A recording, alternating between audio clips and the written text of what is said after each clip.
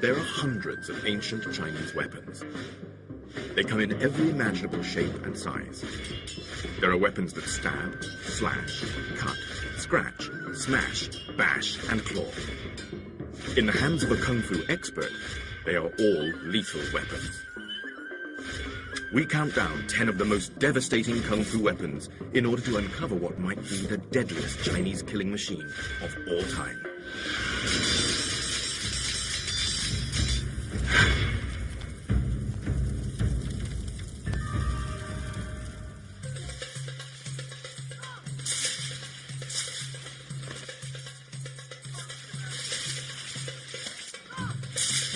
It takes skill to wield Chinese lethal weapons.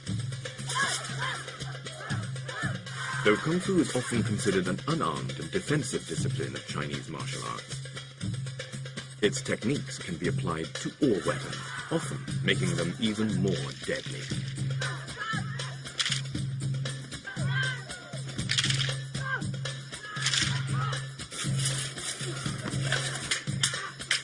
Kung Fu weapons come in countless shapes and sizes.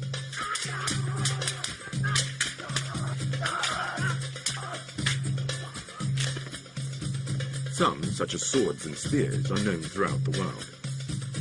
Others, such as the long-handled saber, ermine needles, antlers, and dark judge brushes, are distinctively Chinese. But no matter how outlandish their design or how poetic their name, they can all kill. Join us as we count down 10 of the deadliest Chinese weapons.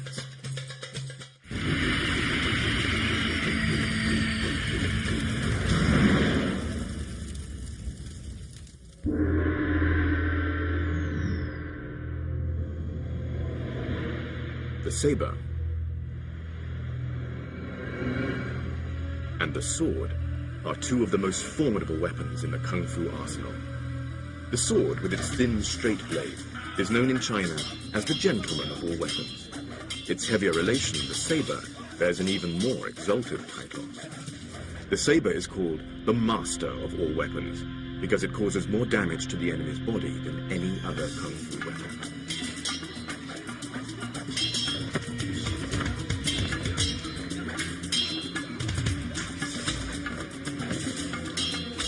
Light and agile, like a flying phoenix. That's the sword. Its main form of attack is the thrust. Savage and powerful, like a fierce tiger. That's the saber. It's used to chop, slash, and hack. The thin blade of the Chinese sword has razor-sharp edges on both sides. Because it has two edges, it requires more practice and technique. While larger and heavier, the saber has just a single edge. Therefore, there is a saying, saber, power won by strength, sword, soft, won by technique. The sword and the saber match the human body's proportions. Being neither too long or short, they are perfect for use. Within their effective striking distances, they are the best weapons. Little Tiger has practiced Kung Fu for over 20 years. A former member of the Guangzhou martial arts team, he is an expert on sword and saber techniques. Swordplay is brisk, graceful, and dynamic.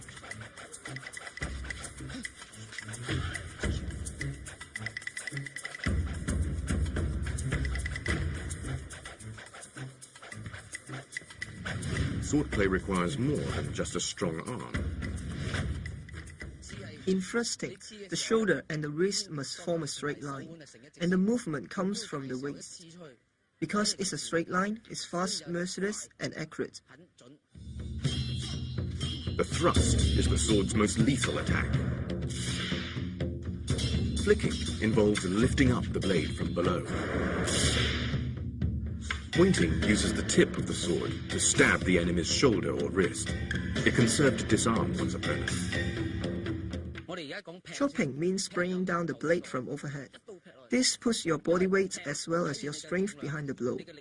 And you can even jump up to chop downwards. You bring out the saber's power with your own power. The sideways slash is another important saber technique.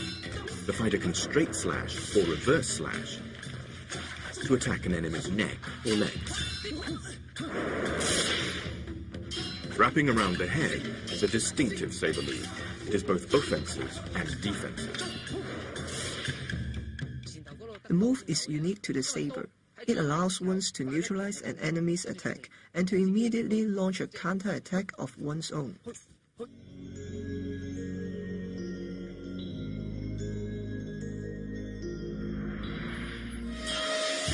In China, swords were more than just weapons. In ancient times, it wasn't only soldiers who carried swords. Scholars, philosophers, even poets wore them. A sword on the belt was a badge of honor, proof that the owner was a master swordsman.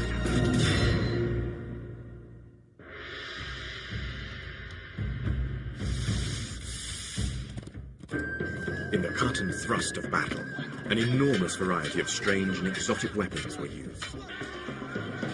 Multi-bladed rings and tridents, deadly needles, lightning-fast whips and dreaded metal brushes.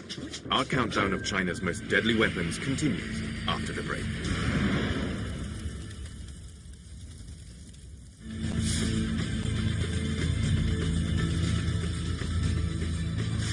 The Chinese have devised a huge number of weapons over thousands of years.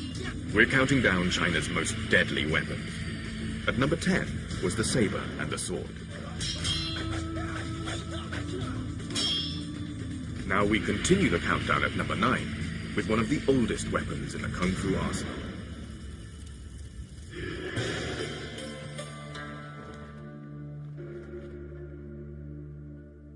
When the first emperor of China died over 2,000 years ago, he was buried with more than 7,000 life-size terracotta warriors.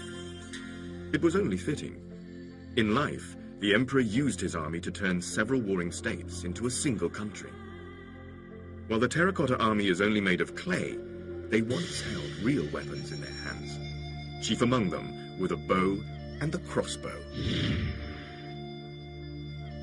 Bows and arrows have been used since the Old Stone Age. Bows were usually fashioned from bamboo or wood. Their bowstrings were made from cow tendons, deer skin, or even silk.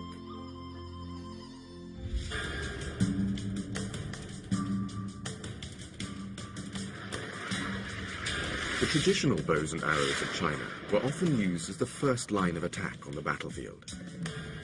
They had a range of up to 100 meters. An experienced bowman could make around 10 shots per minute. Conventional arrows were, however, light and could do little harm to an armored soldier.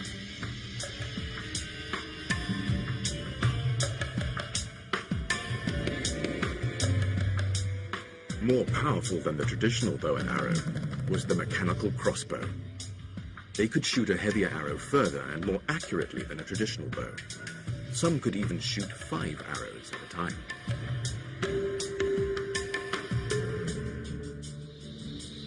An ingeniously simple mechanism holds the bowstring in place, releasing it when required by means of a trigger. Shooting the bow. Chinese soldiers used crossbows more than 1,000 years before they appeared in Europe.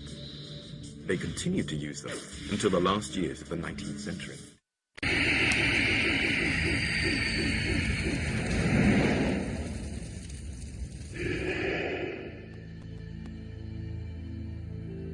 The mixture of copper and tin to make bronze resulted in the creation of many deadly new weapons.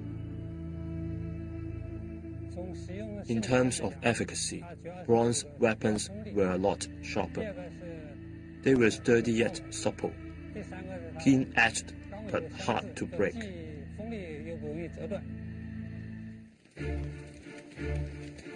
The invention of bronze weapons some 4,000 years ago revolutionized warfare. Traditional weapons such as swords became stronger and sharper, but more importantly, new weapons were developed.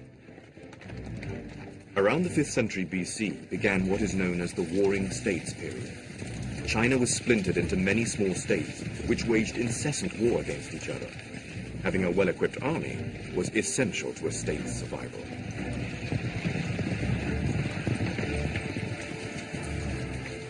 As in ancient Egypt of the same period, chariot warfare was the order of the day. Long-shafted weapons called pole arms were the foot soldiers' best defense against chariots and mounted troops. Pole arms could be used to unhorse cavalry and take down chariots. While Chinese spears were much like the European pikes used thousands of years later, the bronze-headed ger was a uniquely Chinese weapon. When Chinese history entered the Bronze Age, the standard weapon was the ger. During the Eastern Chao period, the army's standard issue weapon, much like today's rifle, was initially the ger, which then developed into the Chinese habit. The ger was a distinctive ancient Chinese polearm. It had a right-angled blade affixed atop a bamboo or wooden pole. The upper horizontal blade of this ger is about 20 centimeters in length, and the lower vertical one was about 15 centimeters.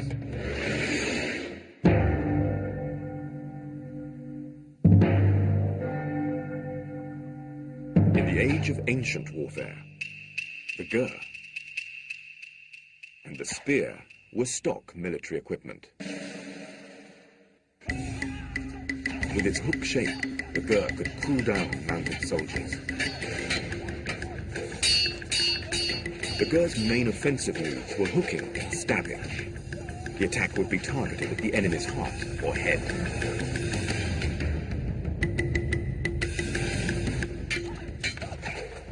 The sickle-like blade was used to hook and slash the enemy's vital parts.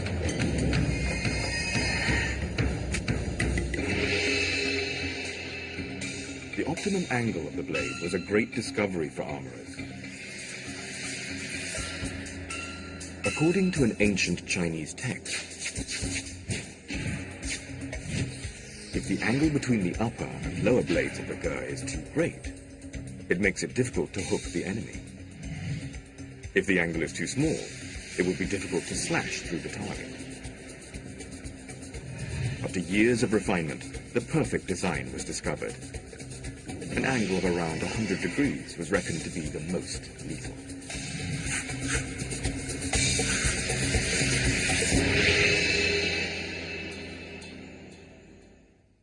Having spent almost half a century on the study of Chinese archaeology, Professor Yang Hong thinks there's an even better example of ancient ingenuity.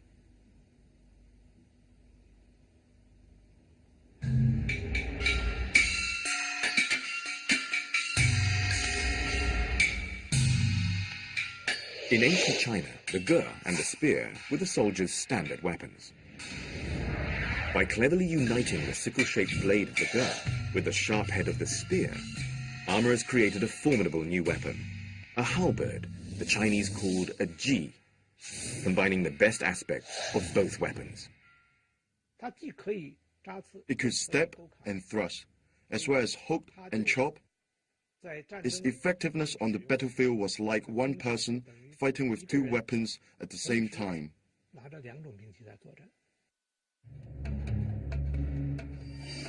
The ancient ji had one or more sickle-shaped blades for hooking and chopping, as well as a spearhead for thrusting.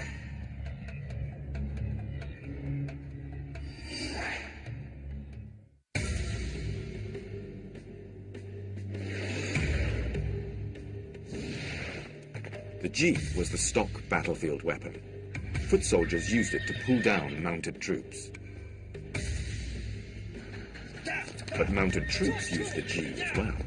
It was effective against both other riders and against foot soldiers.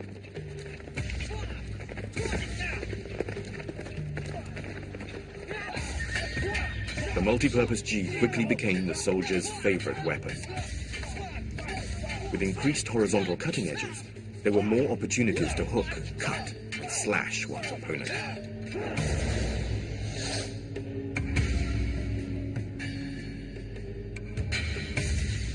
As a fusion of the spear and the ger, it could utilize the spear's thrusting attack to stab straight at the enemy. while the sickle-shaped blade would hook the limbs of enemies.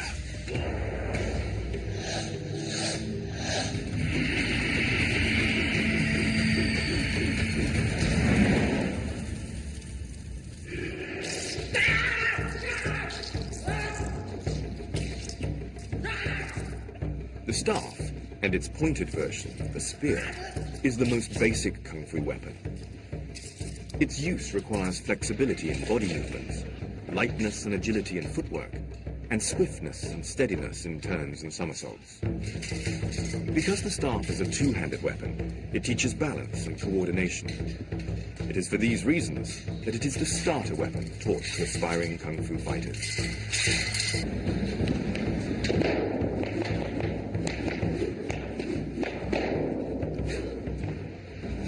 Long weapons are any weapons that are as tall or taller than the person wielding them. There is no set length for a long weapon. In fact, there is a saying in the kung fu world that 1 inch longer is 1 inch stronger.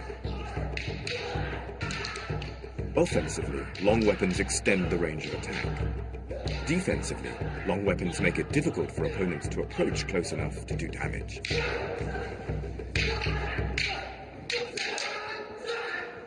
Polearms, such as spears and halberds, are the military versions of long weapons, but even the civilian versions could cause some serious damage.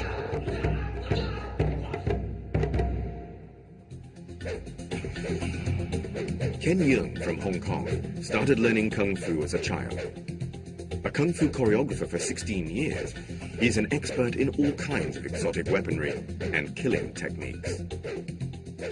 He is wielding a long-handled saber called the Guan Dao. The heavy blade is a cross between a saber and an axe.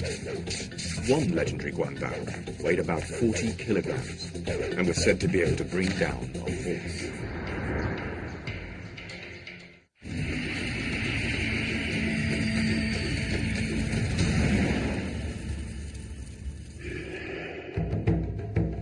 Whips are called soft weapons in Chinese, but they are anything but soft.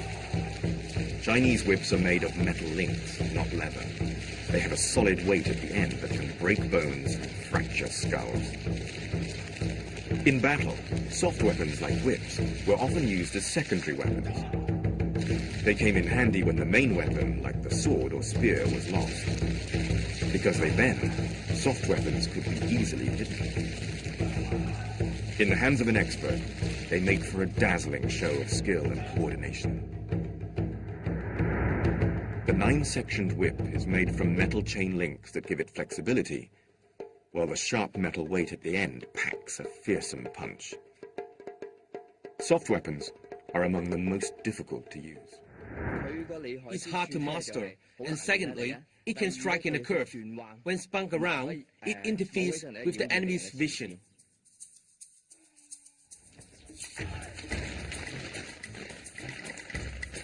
The whip was a favorite assassin's weapon off the battlefield.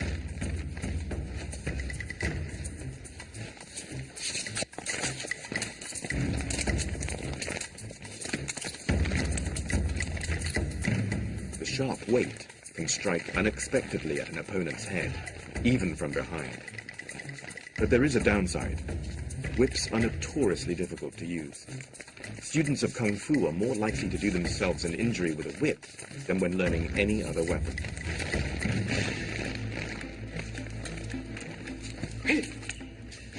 There's a saying in Chinese martial arts that rather practice the sword or saber than the hook or whip. That's because it's easy to hurt yourself with a whip.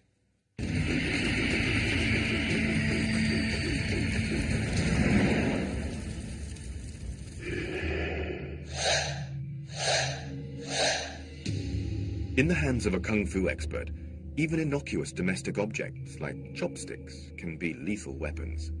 Because they are unexpected, they are doubly deadly. This is actually a very common type of weapon. It relies on the user's willpower, manifested in a straight line to strike at an enemy's body.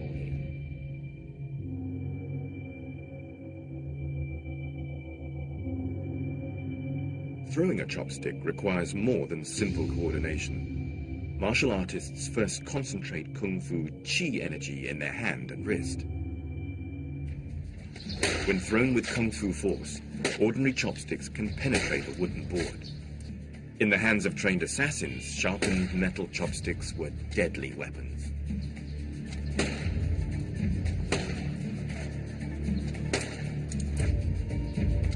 The targets for the chopsticks' piercing attacks are the chest, head, and groin.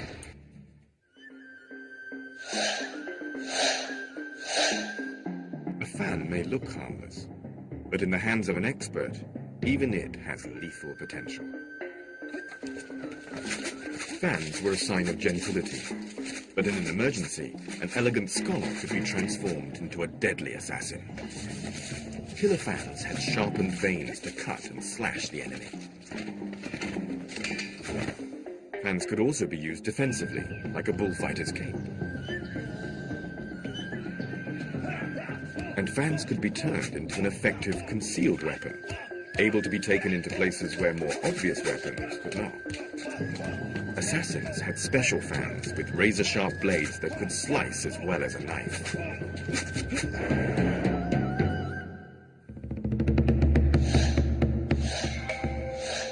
Calligraphy is one of the fine arts of China, but these metal brushes were not used to paint characters. They were used for a far darker art, the martial arts. Called dark judge brushes, they had a single purpose: to kill. About 20 centimeters in length, their pointed tips are used for striking. Thrusting is very direct. You just step right at the enemy. Dark judge brushes are mainly used to attack pressure points: the sternum, the heart, the throat, the temples, as well as the eyes are all targets. Small weapons like dark judge brushes are almost always used in pairs. Kung Fu teaches the use of both hands. While one hand distracts the enemy, the other strikes. Dark judge brushes are primarily stealth weapons, used to attack unsuspecting opponents. First of all, thrusting. Penetrating is thrusting with even greater lethal effect. Lifting is to first neutralize an opponent's attack before counterattacking.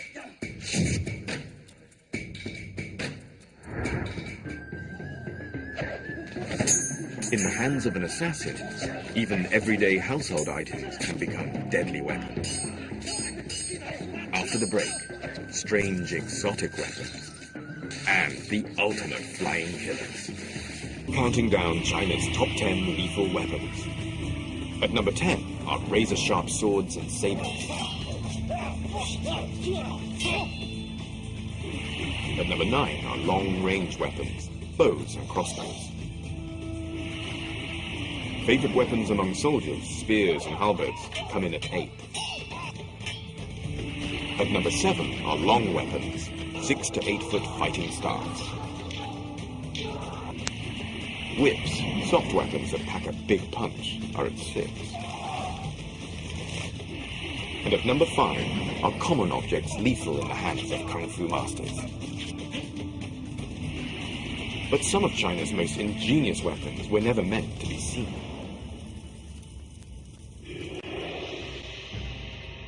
Ancient Chinese weapons makers made many important discoveries. Chinese armorers made the first crossbows. Chinese alchemists made the first gunpowder. And Chinese artisans made some of the most sophisticated mechanical weapons the world has ever seen.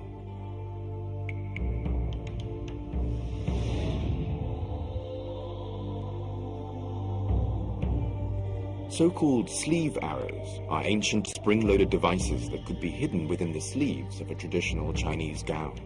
Sometimes the tip was even poisoned. Consisting of a metal tube approximately 18 centimeters in length, a miniature arrow is placed inside. A spring-loaded mechanism within the tube shoots the arrow out.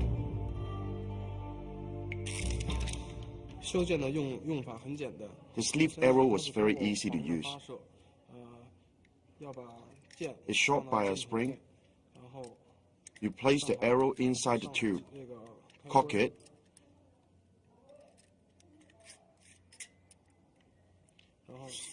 and then set the spring. Activate this trigger, and the arrow shoots out from the tube. The sleeve arrow's mechanical principle involves a spring at the bottom of the tube, on top of which is a metal plate.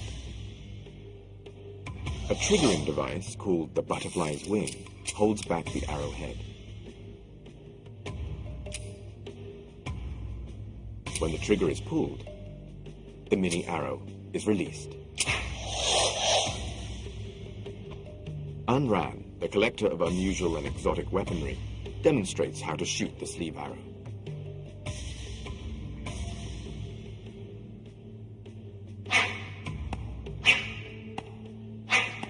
At short range, the sleeve arrow was surprisingly accurate.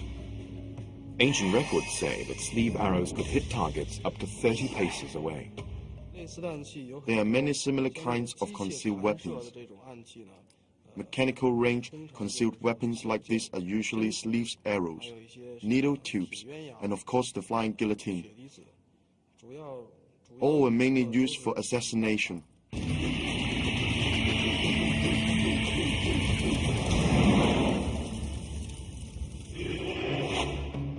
All sorts of strange and exotic weapons flourished in China. Using a weapon that doesn't look like a weapon has an important advantage. Effective offense is often based on doing what one's enemy least expects. Sometimes that means using a concealed weapon. At other times, it can mean using exotic weapons, such as the twin deer antler blade.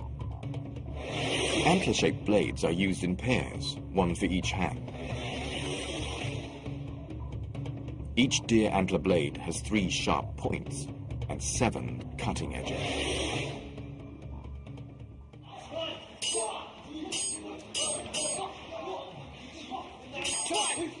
In combat, the deer antler blades are compact, sharp, and versatile.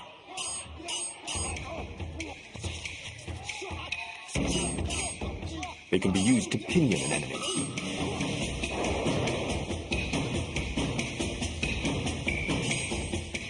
With multiple cutting edges, they can slice the enemy from any direction.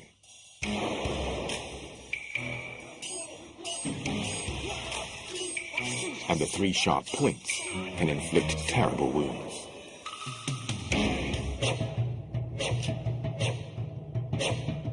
An even more strangely shaped weapon is the ring or wheel, a metal hoop with sharp blades around the perimeter.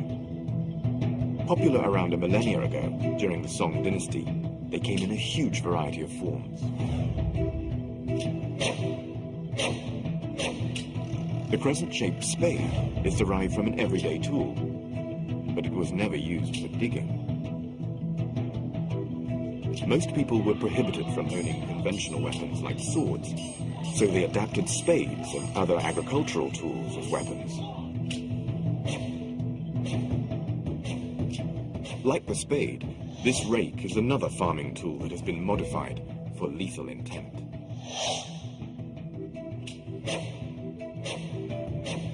Kung Fu weapons don't have to be big to kill.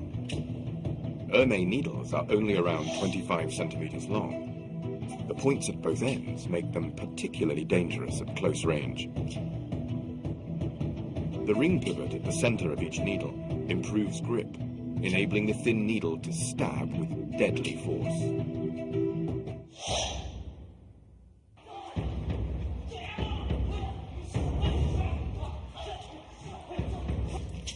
Looped onto the middle finger, Ermei needles are twirled to distract and confuse the enemy. As with dark judge brushes, the enemy's temples, eyes, and throat are the target.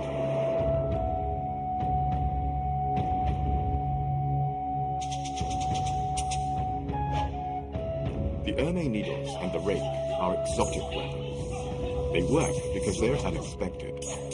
Unlike obvious weapons like the sword, weapons that look like farm tools were easy to disguise, which made them difficult for the authorities to discover and confiscate.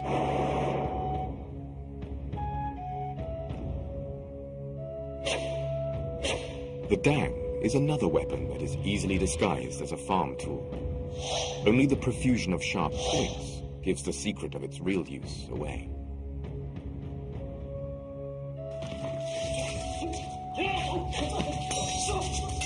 The dang first appeared around 500 or 600 years ago.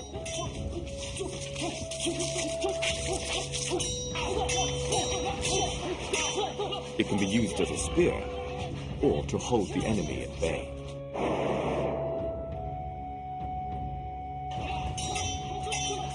Hoop-shaped exotic weapons may be hard to handle, but thanks to their profusion of sharp points and cutting edges, they maximize the chances of hitting an opponent's vital areas.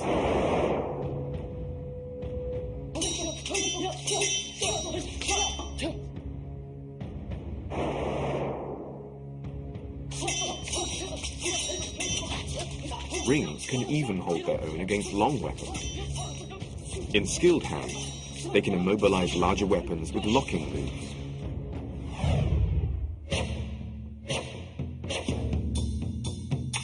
Double mallets are one of the oldest weapons in the Kung Fu arsenal.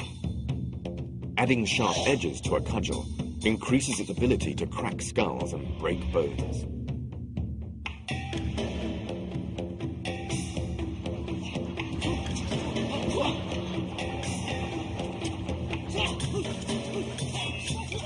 Mallet heads can be rectangular, oval, melon, or diamond-shaped.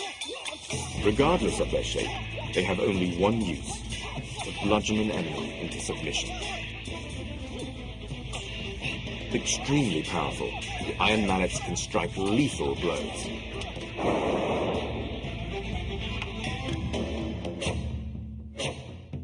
Twin hooks are double weapons, one for each hand. They are hook-shaped swords with an extra crescent-shaped blade on the handguard. They act as 4 weapons in one.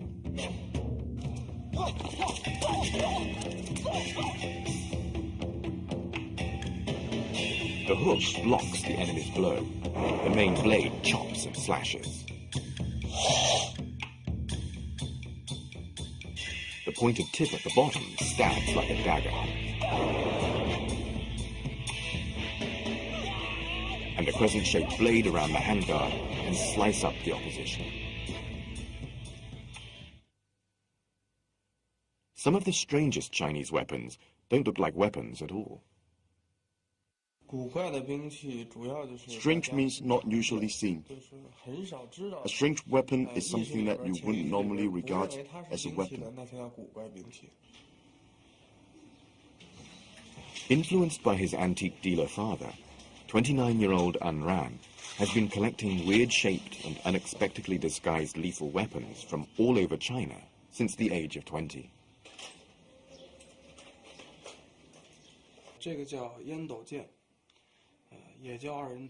This is a tobacco pipe sword. When least expected,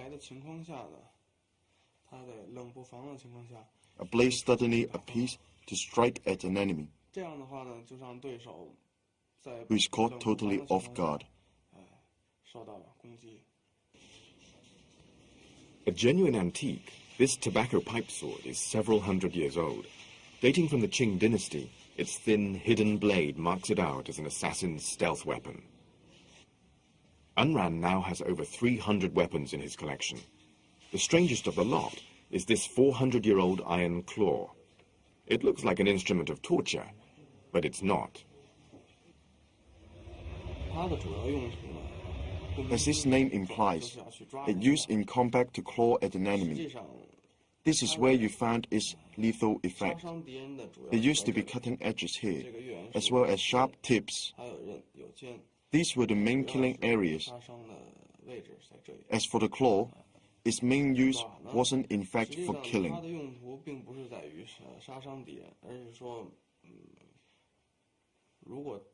Catching the enemy off guard and preventing him from escaping. You simply place it on his shoulder and lock it tight. Escape will be difficult, if not impossible.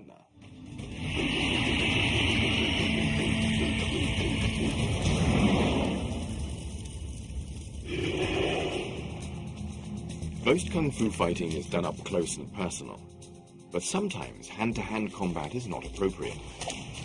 One of the best weapons for long-range attacks is the rope dart.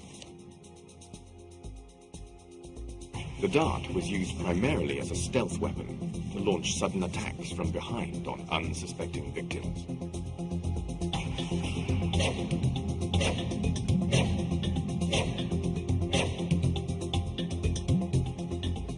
The rope dart is composed of a rope usually about 4 meters long with a metal dart at the end.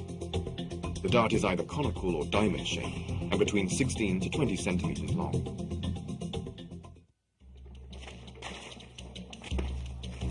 The red cloth is not for decoration. Placed 20 centimeters from the dart, it confuses the enemy's vision. The rope dart is an extremely difficult weapon to master.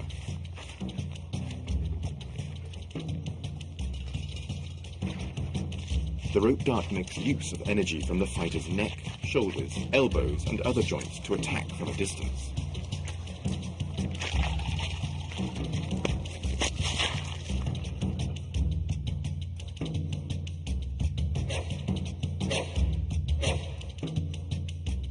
The meteor hammer is the flying dart's big brother.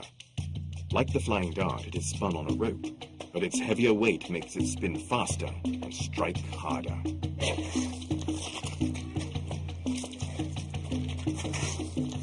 Meteor hammers are used singly or in pairs. In the single version, the rope is approximately 5 meters long. One end of the rope is tied to the wrist. The other is connected to a bronze melon-shaped hammer. The meteor hammer is the military version of smaller flying weapons. It is a distinctively Chinese weapon that can be traced back to the Warring States period of around 400 BC. Water-filled pots bring home the full, devastating force of the meteor hammer. More powerful than its little brother, the rope dart, the meteor hammer can pulverize a pot from a distance of 4 meters. Skulls are harder than clay pots, but smashing them is just as easy for the meteor hammer. But the most lethal Chinese weapon of ancient times didn't just smash heads, it removed them.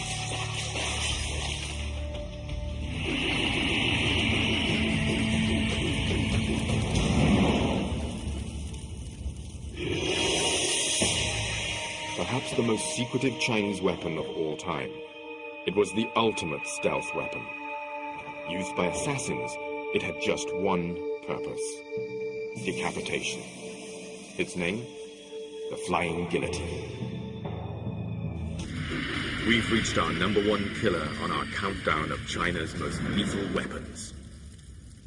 The Flying Guillotine was linked to the 18th century Emperor Yongzheng's extraordinary rise to power.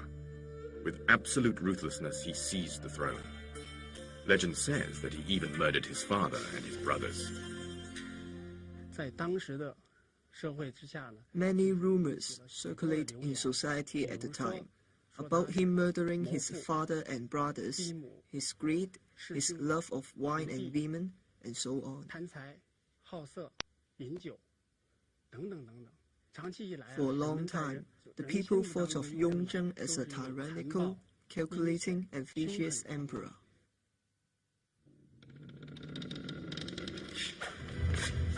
The emperor's reputation wasn't helped by having his own private army of assassins. The legendary army went under the innocuous-sounding name of the Pole Hoisting Authority. Their official task was to organize the emperor's hunting and fishing trips, but it was their unofficial duties that struck terror in the court. It was rumors surrounding the death of one of the emperor's brothers that first gave rise to stories about the Flying Guillotine. For when the body was found, the head was missing.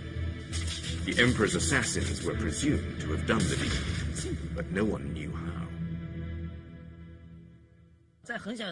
I heard about Flying Guillotine when I was little, mainly from magazines, martial arts novels, as well as movies and TV. The Flying Guillotine appeared in them all. Featured in countless martial arts movies, the Flying Guillotine is the ultimate weapon of fantasy. But did this legendary weapon truly exist? Wu, a film buff and art director, is keen to find out. The problem is that no one has ever seen a real flying guillotine, so Wu decides to design one for himself. Wu concludes that the flying guillotine should resemble something like a hat big enough to cover a person's entire head, with some sort of mechanism at the bottom to activate the blades to decapitate the victim. Consolidating all available folk legends and descriptions of the flying guillotine, and adding a little imagination of his own, Wu works out a design diagram for the mysterious weapon. The entire design should be like this. There's a cover on top and a soft back below, and it's underneath where you find the mechanism. Wu's recreation is comprised of 3 movable blades. A pull of the rope snaps the spring-loaded blades shut. It's an elegant design, but will it work? There's only one way to find out. Wu takes his drawings to a workshop where craftsmen can turn his design into reality.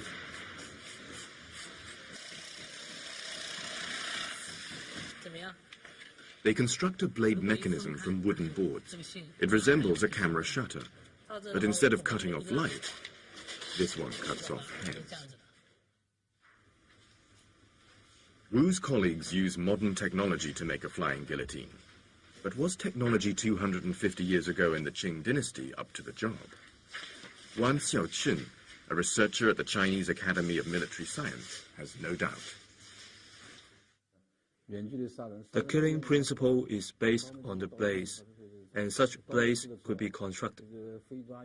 In the Qing dynasty, it would have been possible to construct such a flying guillotine. This is the flying guillotine that we made. I'll now demonstrate how it works. It covers the victim's head like this, and then you pull this chain. That's how it works. It's a simple design. There's the top, a cloth back in the middle, and the most important part, where the mechanism and the blades are located. How do these blades work? They work when you pull on this chain from afar. I'll demonstrate for you. When you pull on the rope, the blades all converge inwards. Building it is one thing, but how in the world do you get this onto someone's head? Kung Fu master Ken Yeung needs all his 30 years' experience to discover the answer. I think, other than throwing in the normal way, another method would be to lift up and toss it onto someone's head from above. Throwing strength and accuracy are the first things that need to be practiced. Timing is also crucial, as the victim won't just stand there to be targeted.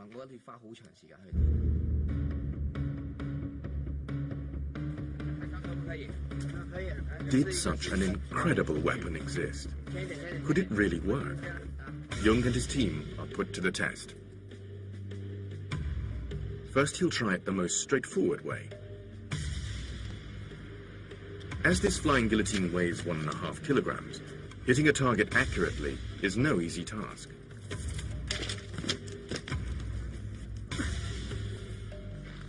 But after repeated attempts, Yeung concludes that it can be done. Wrist power needs to be great. You also need a strong arm and good accuracy. If you manage all 3, you've got a good chance of success. Yeung reckons that warriors in ancient China would have been skilled in leaping. He thinks they may have deployed the flying guillotine while in mid-air. With the aid of a trampoline, Yeung's assistant attempts to do just that. He's a trained stuntman, but even he finds it difficult.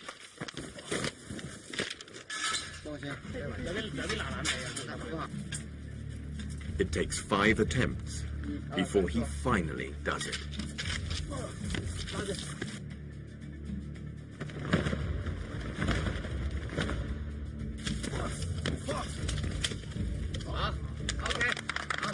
You need a certain level of kung fu skill before you can master the flying guillotine.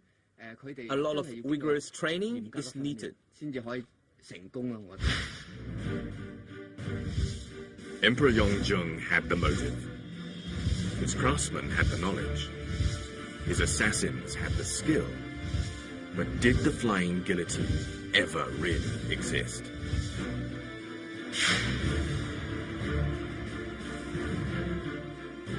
Fact or fiction? No one knows for sure. Only one thing is certain. If Chinese craftsmen did build the legendary flying guillotine, it would have been the ultimate kung fu killer.